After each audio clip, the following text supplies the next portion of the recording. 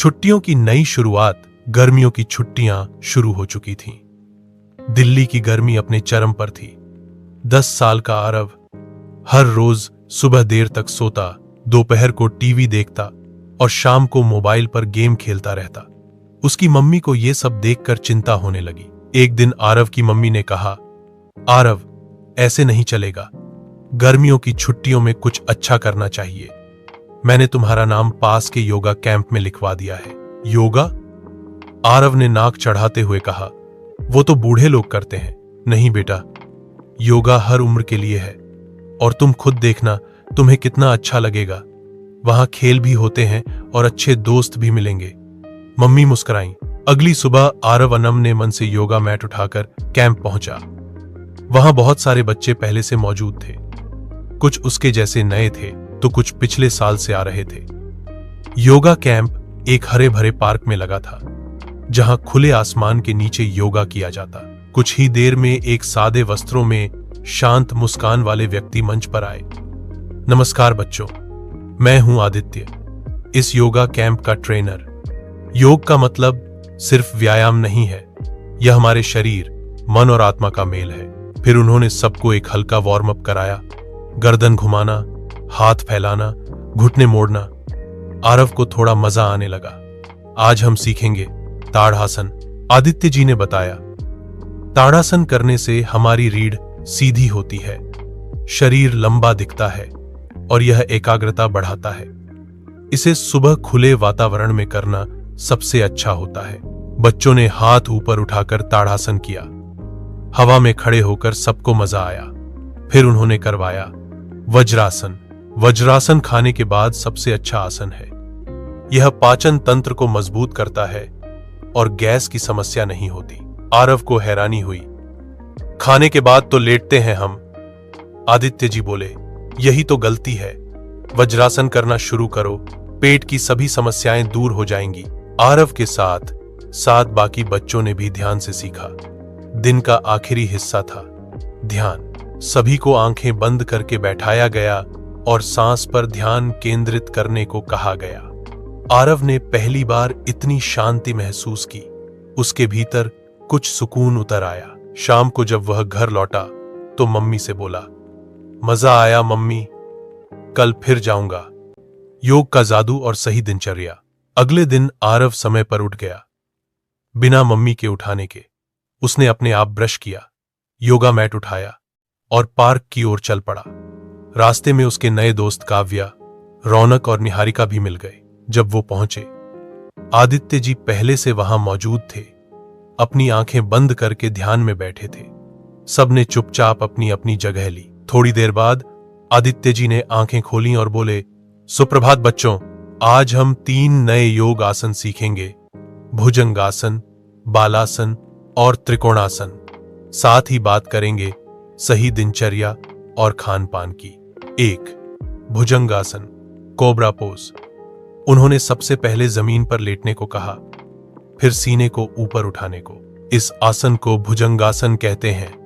आदित्य जी बोले, जैसे cobra fun उठाता है वैसे ही। फायदे भी उन्होंने बताए। पीठ दर्द में लाभदायक रीढ़ को मजबूत बनाता है, फेफड़ों की कार्यक्षमता बढ़ती है। आरव ने पूछा, सर कब करना चाहिए इसे? सुबह के समय खाली पेट भुजंगासन सबसे असरदार होता है। दिन में कभी भी कर सकते हो, बस खाना खाए हुए कम से कम 2 घंटे हो जाने चाहिए। 2. बालासन, चाइल्ड्स पोज। अब सबको घुटनों के बल झुकना था और माथा जमीन से छूना था। यह बालासन है। यह शरीर को आराम देने वाला आसन है। आदित्य जी बोले, फायदे, थकावट और चिंता को कम करता है, शरीर को शांत करता है, पीठ और कमर को राहत देता है। इसे आप थकावट के बाद या शाम को भी कर सकते हो। 3. Trikonasana, triangle pose. इस आसन में एक पैर आगे, दूसरा पीछे और हाथों को खोलकर एक तरफ झुकना होता है। फायदे, शरीर को लचीला बनाता है, पेट की चर्बी कम करता है, संतुलन बेहतर करता है। त्रिकोणासन के लिए खुली जगह सबसे अच्छी है। अगर सूरज की हल्की धूप हो तो और भी अच्छा। उन्होंने कहा। सही खान पान पर चर्चा। आरव ने पूछा, सर योग करने के बाद हमें क्या खाना चाहिए? आदित्य जी ने बताया। सुबह योग से पहले 1 गिलास गुनगुना पानी या नींबू पानी, योग के बाद फल जैसे सेब, केला, पपीता, नाश्ते में दलिया, उपमा, पोहा, स्प्राउट्स, दोपहर में रोटी, दाल, हरी सब्जी, सलाद, शाम को मूंग दाल चिल्ला या हल्का नाश्ता। रात का खाना हल्का और जल्दी, जैसे खिचड़ी या दाल चावल। किन चीजों से बचना चाहिए? बहुत तली भुनी चीजें, ज्यादा चीनी, कोल्ड ड्रिंक, चिप्स और जंक फूड। अगर खाना ठीक है और योगा रोज हो तो शरीर एकदम चुस्त रहता है। आदित्य जी ने मुस्कुराकर कहा। आत्मविश्वास की ओर एक कदम। तीसरा दिन था और अब आरव को सुबह उठने में कोई दिक्कत नहीं होती थी। अब वो खुद से जल्दी उठकर तैयार हो जाता, योगा मैट उठाता और मुस्कुराते हुए कैंप की ओर बढ़ता। आज का दिन थोड़ा खास था। योगा कैंप में एक बड़ी सी पोस्टर लगी थी। आज आत्मविश्वास और मानसिक शक्ति बढ़ाने वाले योग। बच्चे उत्साह से भरे हुए थे। आदित्य जी ने सबको बैठाया और कहा, आज हम सीखेंगे वीरभद्रासन, नौकासन और अनुलोम विलोम प्राणायाम, और जानेंगे कि कैसे योग हमारी सोच, आत्मविश्वास और भावनाओं को भी नियंत्रित करता है। 1. Virabhadrasana, warrior pose. आदित्य जी ने बताया कि ये आसन योद्धा की स्थिति जैसा होता है। एक पैर आगे, दूसरा पीछे और हाथ ऊपर फैले हुए। फायदे: शरीर को संतुलित और मजबूत बनाता है, आत्मविश्वास और साहस बढ़ाता है, जांघ, कंधे और पीठ की मांसपेशियां मजबूत होती हैं। जब भी तुम खुद को कमजोर महसूस करो या डर लगे, वीरभद्रासन करो। ये शरीर को ताकत और मन को हिम्मत देता है। आदित्य जी बोले। डू हाउ 2. Naukasana, boat pose. अब सबको पीठ के बल लेटकर शरीर को नौका के आकार में ऊपर उठाना था। हाथ पैर दोनों हवा में। आरव को थोड़ी मुश्किल हुई, लेकिन उसने हार नहीं मानी। फायदे: पेट की चर्बी कम करता है, पाचन को सुधारता है, मन और शरीर को एकाग्र करता है। नौकासन तुम्हें संघर्ष की आदत सिखाता है। आदित्य जी बोले। शुरू में कठिन लगेगा, लेकिन जब तुम अभ्यास करोगे तो तुम खुद पर गर्व करोगे। नंबर 3. अनुलोम विलोम प्राणायाम। अब सबको आराम से बैठकर नाक के एक छिद्र से सांस अंदर और दूसरे से बाहर छोड़नी थी। फायदे: मानसिक तनाव कम करता है, दिमाग को शांत करता है, गुस्सा, डर और बेचैनी को काबू करता है। आदित्य जी बोले। इसे रोज सुबह और रात को करना बहुत अच्छा होता है। यह बच्चों के लिए एक वरदान जैसा है। आरव को यह सबसे अच्छा लगा।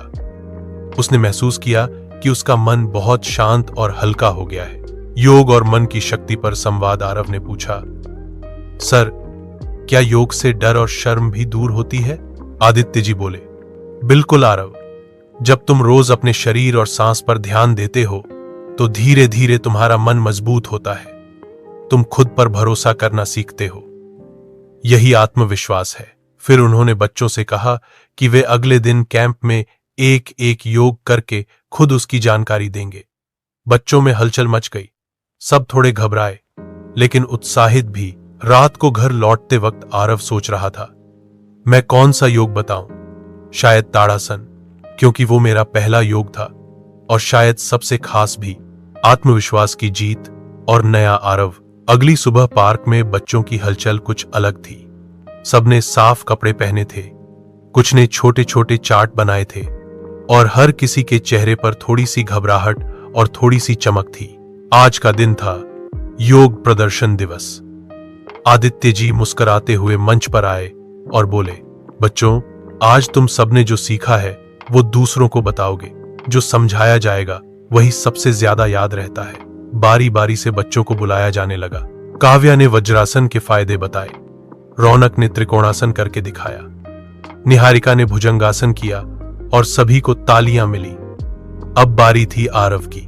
उसका नाम सुनते ही उसका दिल जोर जोर से धड़कने लगा। वो धीरे धीरे मंच की ओर बढ़ा। सबकी निगाहें उसी पर थीं। हाथ थोड़ा कांप रहा था, पर उसने गहरी सांस ली और बोलना शुरू किया। नमस्ते दोस्तों, मैं आरव हूं। आज मैं आपको बताऊंगा ताड़ासन के बारे में।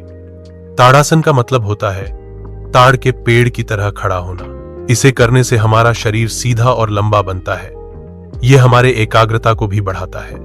इसे सुबह ताजी हवा में करना सबसे अच्छा होता है। पहले मैं योगा के नाम से बोर होता था, लेकिन अब मुझे यह बहुत अच्छा लगता है, क्योंकि इससे न सिर्फ शरीर मजबूत होता है बल्कि मन भी शांत रहता है। उसके बाद उसने मंच पर ताड़ासन करके दिखाया। पूरा पार्क तालियों से गूंज उठा। सर्टिफिकेट डे और विदाई आखिरी दिन सभी बच्चों को योगा सर्टिफिकेट दिया गया। साथ में एक छोटा सा गुड हेल्थ किट जिसमें था एक योगा चार्ट, एक नेचुरल ड्रिंक का पैकेट और एक प्रेरणादायक बुकलेट। हर दिन योग, हर दिन सेहत। आदित्य जी ने अंत में बच्चों को कुछ खास बातें बताईं। स्वस्थ जीवन के 5 सूत्र। 1 रोज 30 मिनट योग या व्यायाम करें। 2 सुबह का समय सबसे अच्छा होता है योग के लिए। 3 खाना सादा, ताजा और समय पर खाएं। 4 टीवी और मोबाइल का समय सीमित रखें। 5 मन शांत रखने के लिए हर दिन 10 मिनट ध्यान करें। आरव का नया दिनचर्या। अब छुट्टियों के बाद स्कूल भी शुरू हो गया, लेकिन आरव की आदतें बदल चुकी थीं। अब वह सुबह जल्दी उठता, स्कूल से आकर होमवर्क के बाद थोड़ा ध्यान और प्राणायाम करता, रात को जल्दी सोता और हफ्ते में एक दिन योगा ग्रुप में बच्चों को योग सिखाता। स्कूल में टीचर्स भी कहने लगे, आरव अब पहले से ज्यादा आत्मविश्वासी और शांत हो गया है। मम्मी पापा की आंखों में खुशी थी और आरव के मन में एक नई ऊर्जा। अब छुट्टियां सिर्फ मौज मस्ती का नहीं, स्वस्थ जीवन की शुरुआत का प्रतीक बन चुकी थीं। तो कहानी से संदेश, योग केवल शरीर को ही नहीं, मन और आत्मा को भी स्वस्थ बनाता है, और यदि बचपन से इसकी आदत लग जाए तो जीवन भर सेहत अपना साथी बन जाती है।